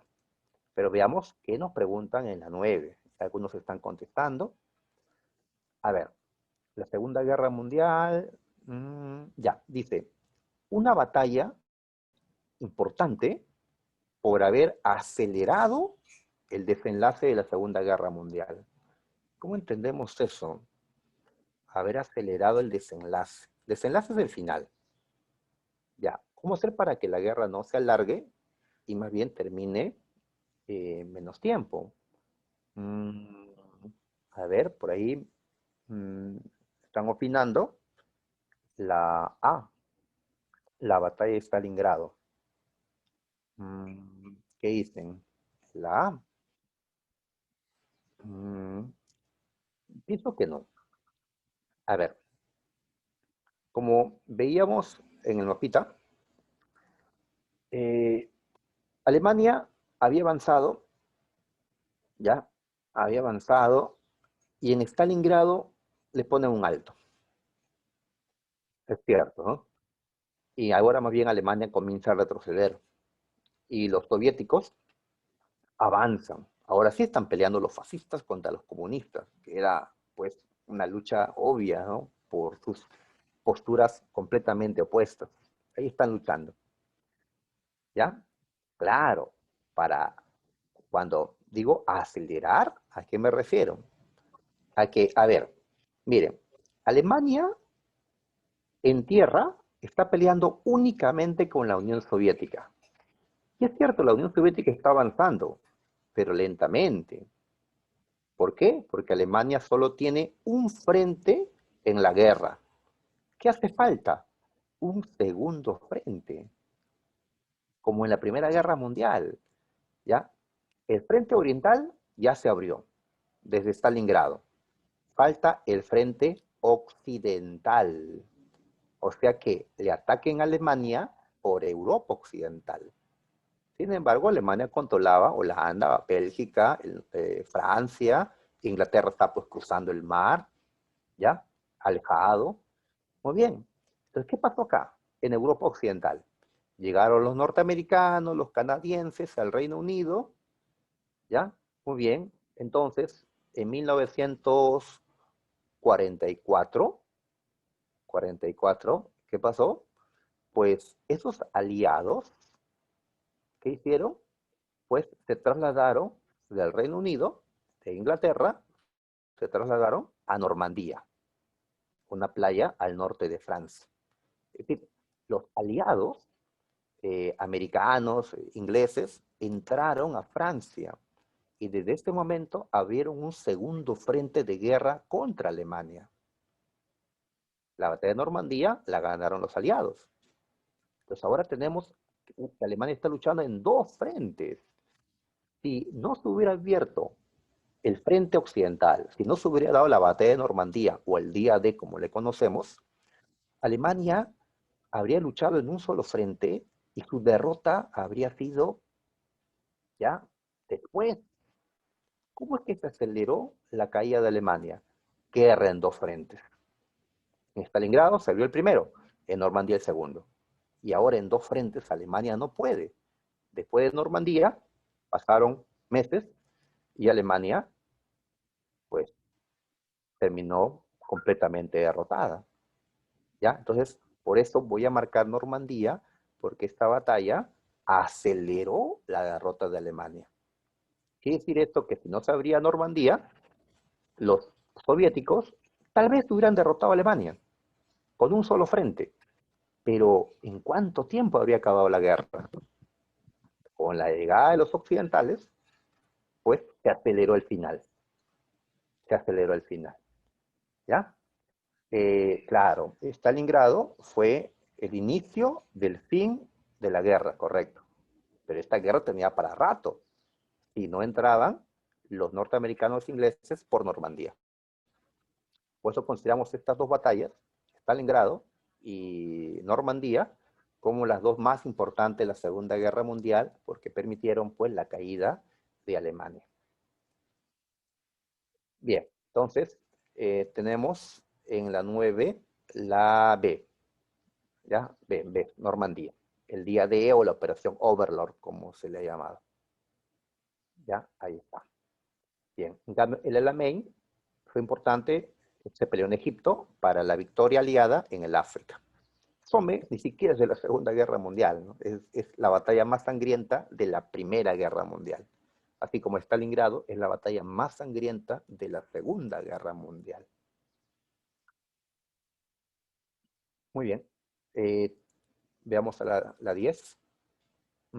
Ya, terminó la guerra. Terminó la guerra en Europa. Alemania, pues, ya está completamente invadida. Hitler, supuestamente, ya se suicidó. 1945. Entonces, ¿qué es lo que nos permite ver este mapa? Pues vemos un mapa y ¿qué sacamos de acá? Pues reconocemos que esto es Alemania, ¿ya? Por acá nos indican como que este territorio que está en amarillito se le va a entregar a Polonia, ¿ya? Polonia. Otro pedazo se lo van a dar a la Unión Soviética. Pero este es el territorio alemán en sí, ¿ya? Esta parte. Muy bien, entonces, ¿qué ocurre? Que un pedazo de esta Alemania, la zona roja, está bajo control de la Unión Soviética. Ahí está la bandera de la Unión Soviética. Esta otra parte, color verde, está en manos de Gran Bretaña. ¿Sí? Ahí está su bandera. Y esta parte anaranjada de los Estados Unidos. Y la otra está la bandera francesa. ¿Ve? La tricolor, ahí está la bandera francesa. ¿Ya? Entonces, ¿qué es lo que nos permite ver el mapa? Que al término de la Segunda Guerra Mundial, Alemania fue repartida entre aquellos que le ganaron. Pues, correcto, la respuesta es la C. La C. Muy bien, ahí está.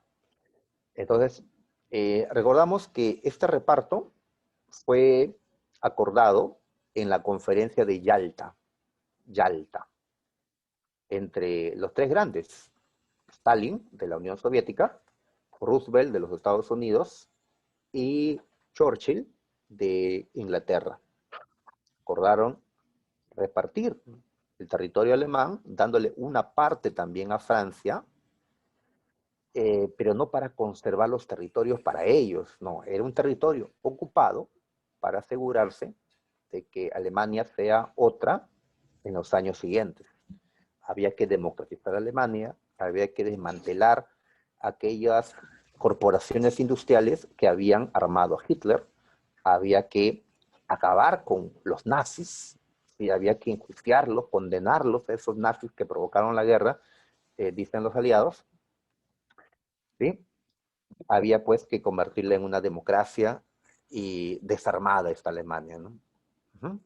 Sabemos que después de la guerra, la parte que recibió la Unión Soviética, esta parte roja, se convirtió en la República Democrática Alemana. Y las zonas que recibieron los capitalistas, Inglaterra, Estados Unidos, Francia, se convirtió en la República Federal Alemana, RSA, en Occidente y RDA en Oriente. Las dos Alemanias que llegaron a existir en tiempos de la Guerra Fría, que es el periodo que sigue a la Segunda Guerra Mundial. ¿Qué propuesta que Alemania perdió más territorios en la Segunda Guerra? Claro, pues perdió la primera, pero la segunda, entonces Alemania fue achicándose, achicándose.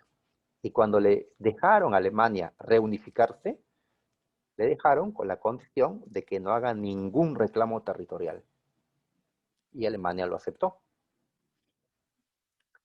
Bien, entonces pasamos a la siguiente. Ya, pasa que en historia universal utilizamos estos términos: unipolaridad, bipolaridad, multipolaridad. ¿Cuándo lo utilizamos? Cuando vemos claramente que hay una gran potencia que domina el mundo, o cuando hay dos que tienen casi el mismo poder que lideran el mundo, o cuando hay varias potencias que lideran el mundo. ¿Ya? Muy bien. Entonces, ¿cuándo podemos hablar de bipolaridad? A ver, ¿qué me está contestando? La C, claro, la C. En tiempos de la Guerra Fría, hablamos de bipolaridad, porque habían, en efecto, dos cabezas, dos superpotencias, los Estados Unidos y la Unión Soviética, los que mejor aprovecharon la Segunda Guerra Mundial. Así es. ¿Ya? En cambio, ¿cuándo podemos hablar de unipolaridad? Uni, una sola gran potencia hegemónica. Uno. Pues después de la Guerra Fría. En 1991 desapareció la Unión Soviética. Quedó Rusia y 14 países más. Entonces Estados Unidos estaba arriba solo, porque China aún no crecía lo que ha crecido hoy, Rusia se había, ¿no?, caído abajo, los europeos aún no lograban unirse como muchos quisieron y volver a liderar el mundo. Perú también estaba muy atrás, así que después de la después de la Guerra Fría, años 90, hablamos de la unipolaridad. Claro, el nuevo orden mundial se caracterizó por la unipolaridad. En cambio, la Guerra Fría fue la bipolaridad. Y en el periodo de entreguerras estaba Estados Unidos, pero no era así, no estaba muy por encima del resto, ¿no? En lo económico sí, en tiempo de entreguerra, o sea, entre la Primera y la Segunda Guerra Mundial. En lo económico Estados Unidos estaba por encima, ya, pero en cuestiones militares, no, estaban por ahí con los europeos. Así que en tiempos del periodo de entreguerras y en tiempo de la paz armada y durante las guerras mundiales, podemos hablar de multipolaridad. Porque estaba Alemania, Estados Unidos, estaba Inglaterra, estaba Francia, Japón, pues había varias potencias. ¿Ya? Actualmente, ¿qué se podría decir? Complicada la pregunta. ¿Qué hay actualmente? Hay unipolaridad, o sea, Estados Unidos sigue siendo el líder indiscutible, solo arriba, o China ya está a su altura.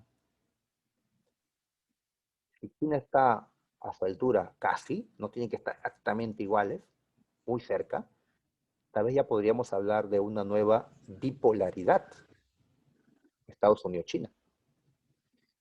Pero si consideras que Rusia ya se recuperó y que los europeos se han recuperado y que hay otros también que han crecido, pues tal vez se pueda hablar de multipolaridad. Así que eso ya es una cuestión debatible en lo que es la actualidad. Menos mal que estamos en historia y no en la actualidad.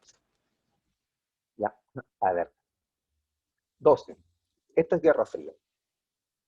A ver, los Estados Unidos, que contaban con una economía tremenda, pues, aplicaron un plan Marshall. Es decir, un programa de entrega de capitales, de entrega de dinero a Europa. ¿Sí? Un montón de plata. Estamos hablando de unos 12 o 13 mil billones de dólares. de esa época, ¿no? O sea, hoy es más, ¿no? Así es. ¿Por qué la ayuda a Europa? Pues qué buena gente, ¿no? Para que se recuperen los europeos después de la terrible Segunda Guerra Mundial. Pero tras eso, ¿qué objetivo tenía Estados Unidos? Pues Estados Unidos buscaba apoyar a ciertos países, a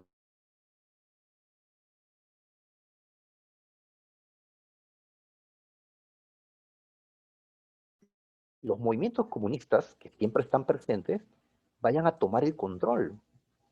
Ante la crisis en que se encontraba Europa luego de la Segunda Guerra, había la posibilidad de que más revoluciones socialistas o comunistas se produzcan en Europa.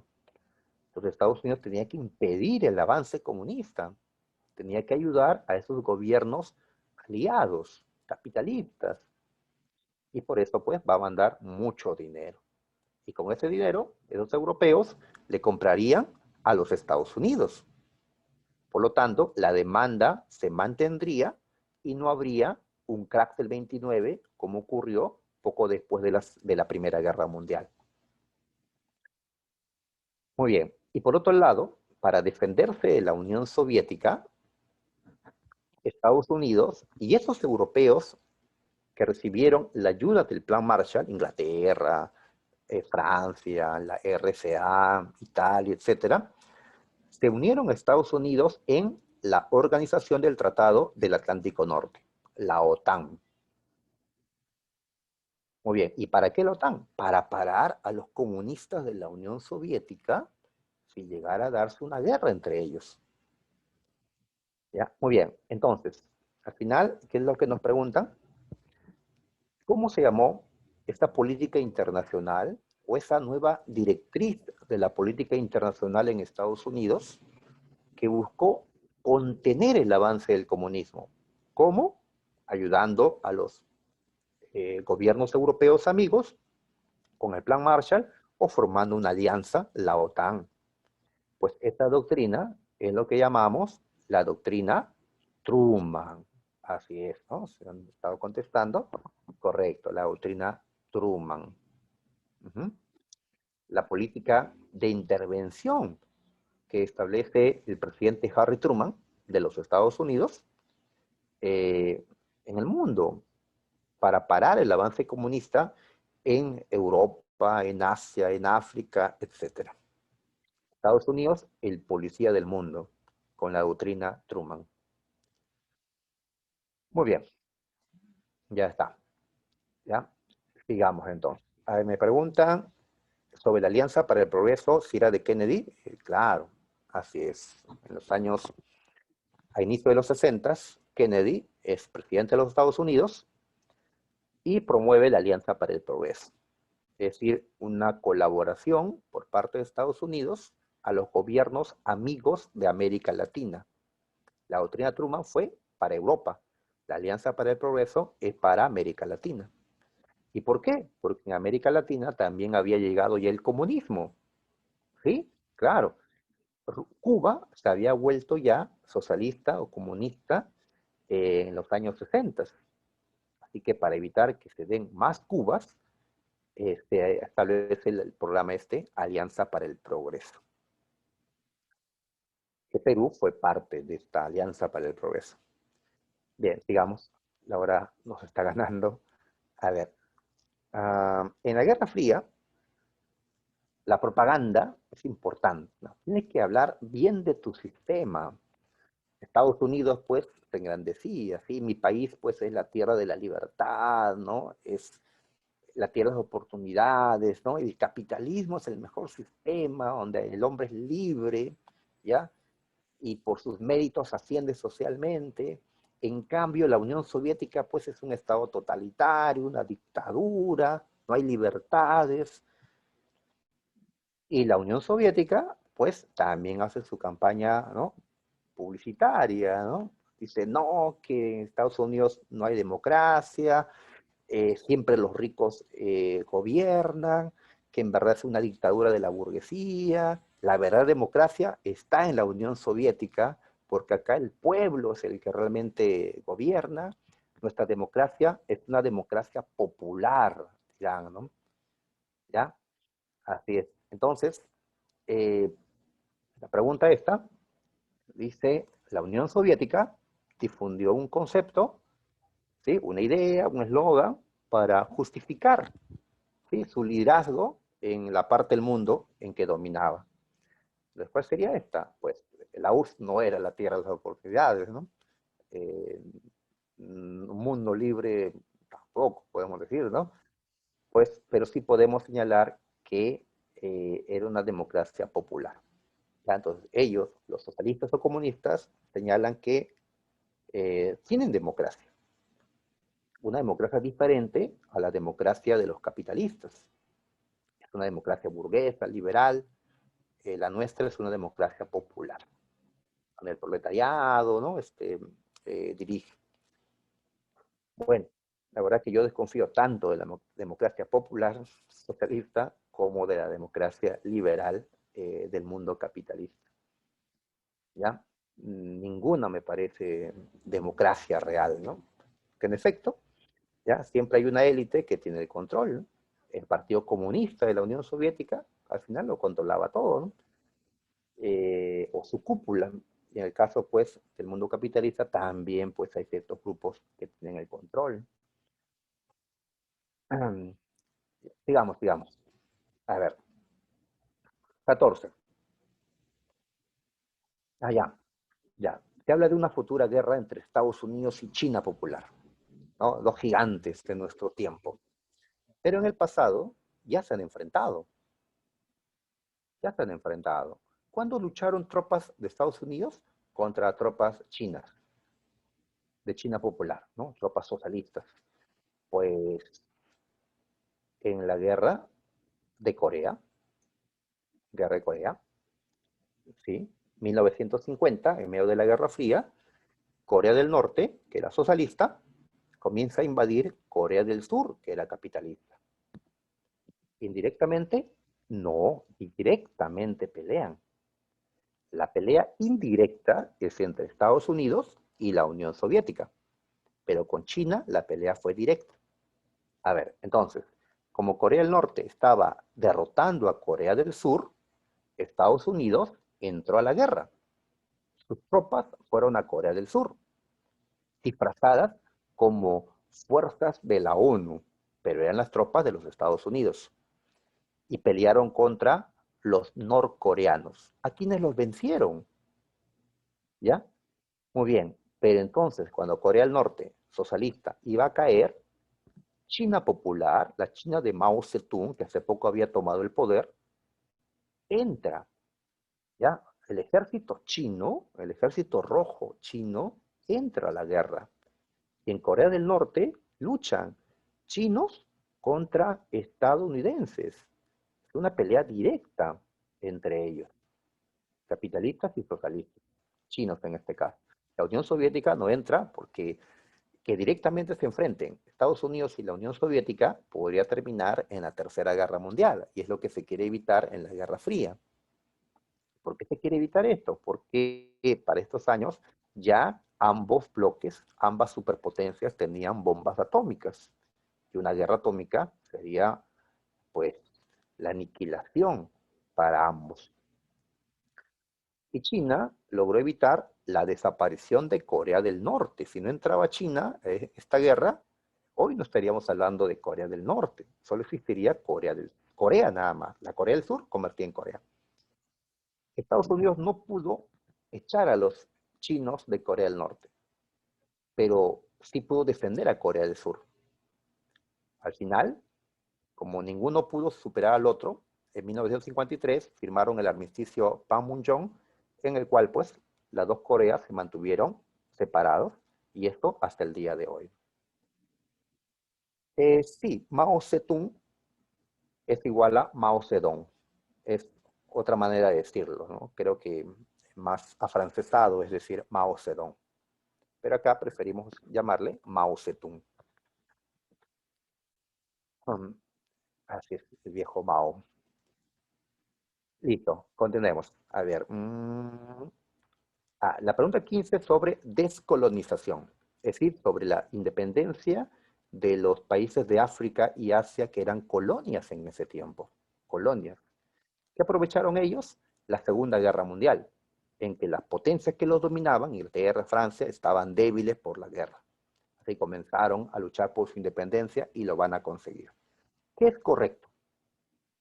Estados Unidos y la URSS se opusieron a esas independencias. No, Estados Unidos dijo, bien, porque esas colonias se liberen de franceses e ingleses, porque una vez que se liberen de ellos, van a caer bajo mi control económico. ¿Ya? Así que Estados Unidos apoyó la descolonización. Indochina se independizó. Indochina era una colonia francesa. Se independizó de Francia. Una vez que se independizó en 1954, se partió en Vietnam, Laos y Camboya. ¿Ya? Luego, Vietnam se divide, Vietnam del Norte, Vietnam del Sur, y se enfrentan en la llamada Guerra de Vietnam. Estados Unidos entró a ayudar a Vietnam del Sur, que era capitalista, contra Vietnam del Norte, que era socialista. Eso es la Guerra de Vietnam. ¿Ya? Pero Indochina se independizó de Francia en una guerra de Indochina, como se le llama. La guerra de Vietnam es otra. Es para expulsar a los norteamericanos que impedían la reunificación de Vietnam. ¿Cuál es verdadero? Pues la última. La India fue el primer país que se independizó después de la Segunda Guerra Mundial.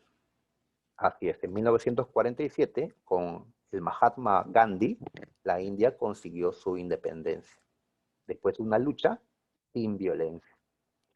El movimiento no alineado, es decir, el movimiento de países que decidieron ser neutrales y no apoyar ni a Estados Unidos ni a la Unión Soviética, se formó en la conferencia de Bandung. Bandung, en 1955, no en Belgrado. Belgrado es una reunión siguiente. 16. Revolución cubana. Fidel Castro. Tenemos que ordenar los sucesos. A ver, ¿qué es primero?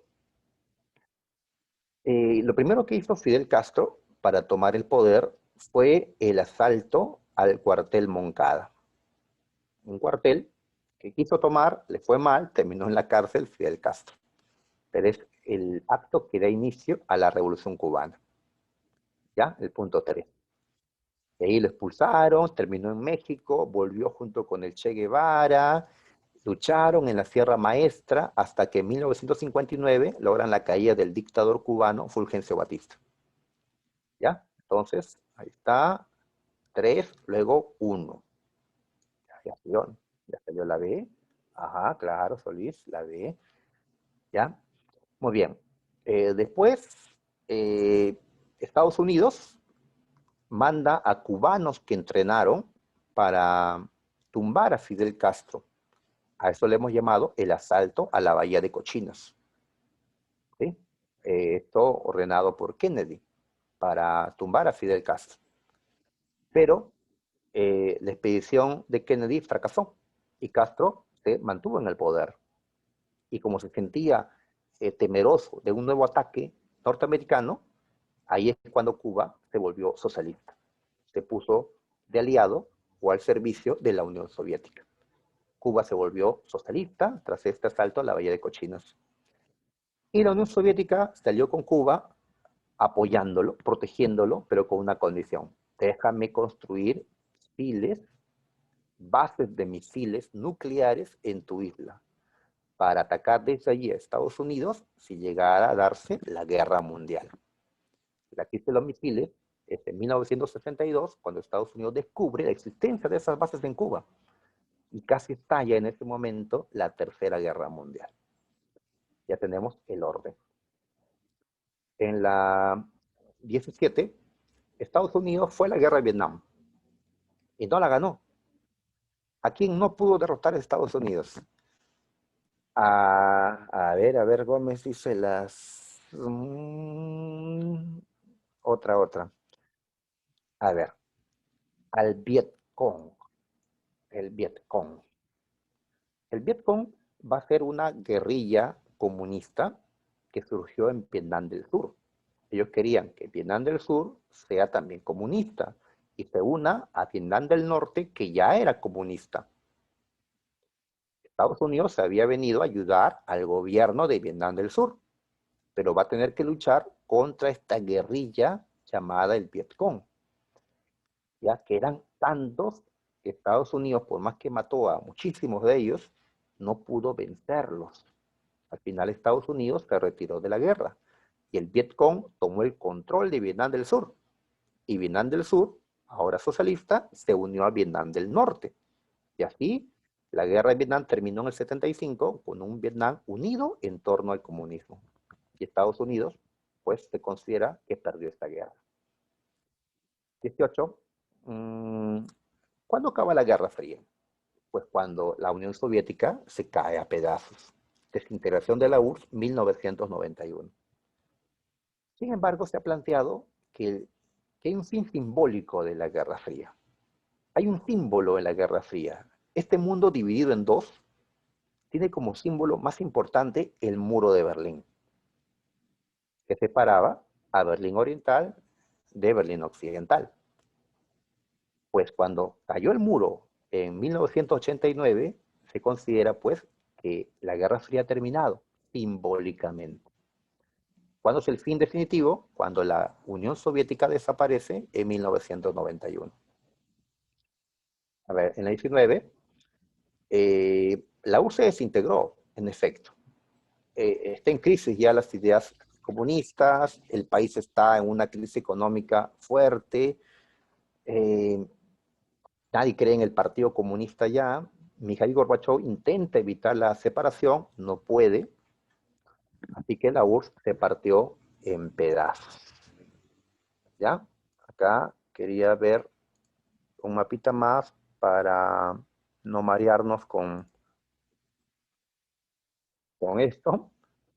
A ver, entonces podemos observar aquí, en este mapita, todo esto era la URSS, la Unión de Repúblicas Socialistas, como el nombre dice.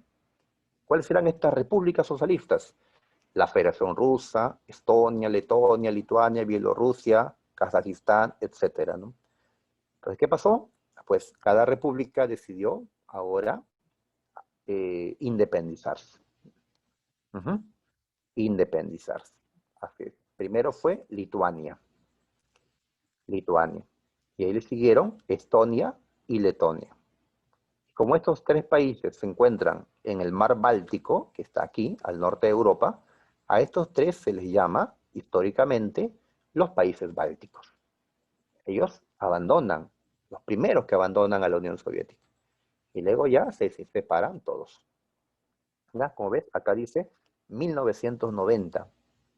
Lituania, Letonia, ¿ya? Así que hablamos de los países bálticos. Vamos a marcar esa.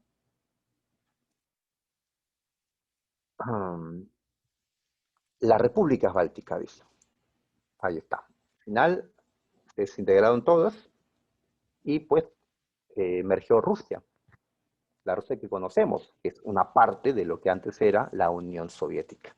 Ya una Rusia capitalista, liberal, no la Rusia socialista o comunista de la Unión Soviética.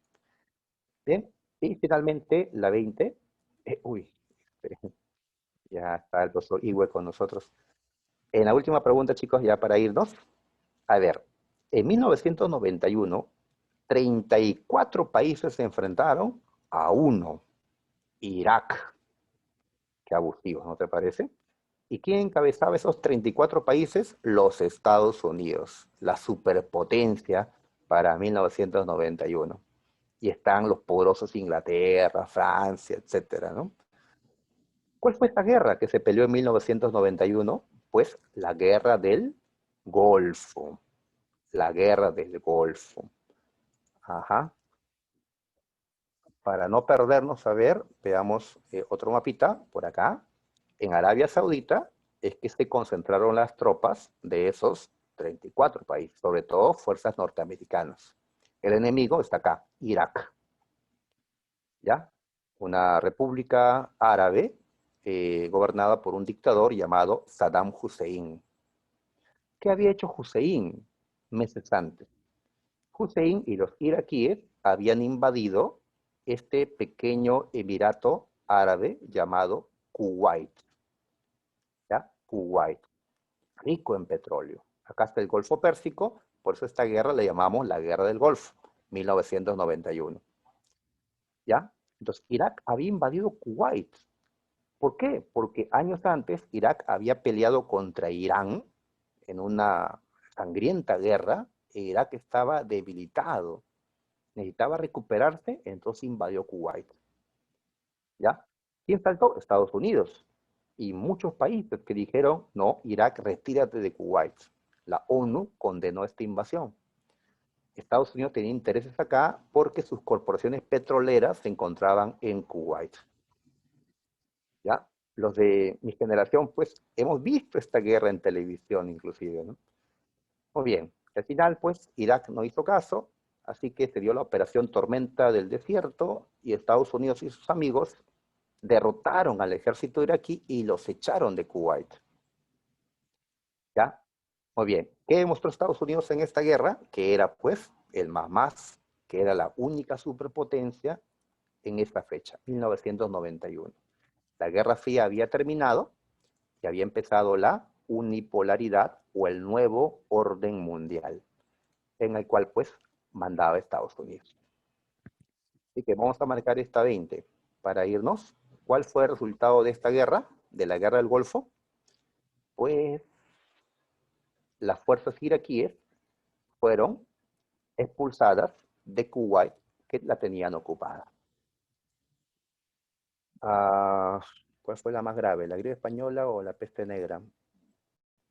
Pues uh, están por ahí, ¿no? Solo que la gripe española mató a más en menor tiempo. La peste negra pues lo hizo a lo largo de mucho tiempo. Pasaron 200 años y todavía había peste negra. En cambio, la gripe española pues fue 1918. Además, no hay estadísticas seguras como para decir eh, el número exacto de muertos, ¿no? Bien, entonces muchachos, terminamos, ¿ya? Que disculpe el profesor que sigue, ¿ya? Bien, me despido entonces, que les vaya muy bien en su examen de admisión. Creo que nos vemos todavía la próxima semana. Ojalá. Bien, entonces me despido.